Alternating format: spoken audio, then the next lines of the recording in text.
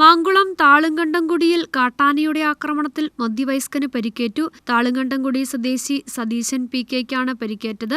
കാപ്പി വിളവെടുക്കുന്നതിനിടയിൽ കാട്ടാനക്കൂട്ടത്തെ കണ്ട് ഓടി രക്ഷപ്പെടുന്നതിനിടയിൽ സതീശൻ വീഴുകയും വീണുകിടന്ന സതീശന്റെ കാലിൽ കാട്ടാന ചവിട്ടുകയുമായിരുന്നു.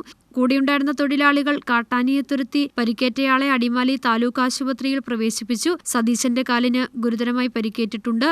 News bureau, Adimali. കണ്ടംകുടിയിൽ അദ്ദേഹം ആന ചവിട്ടിയ ആൾ സതീശൻ എന്ന് പറയുന്നത് 56 വയസ്സ്. അദ്ദേഹം കാപ്പിക്കുരു പറിച്ചുകൊണ്ടിരുന്ന സമയത്ത് തൊട്ടാപ്പുറയൊക്കെ ആളുകൾ കൃഷിസ്ഥലത്ത് കാപ്പിക്കുരു പറിക്കുന്നുണ്ടായിരുന്നു.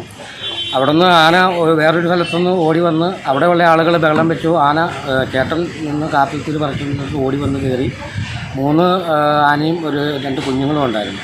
അദ്ദേഹം ഓടി രക്ഷപ്പെടാൻ നോക്കി, കുറേ ഓടിക്കഴിഞ്ഞപ്പോൾ വീണുപോയി. ആന നടുവിന് ചവിട്ടി, കാലിന് ചവിട്ടി. വലിയ ഗുരുതരമായ പരിക്കാണ് അദ്ദേഹത്തിന് പറ്റിയിരിക്കുന്നത്.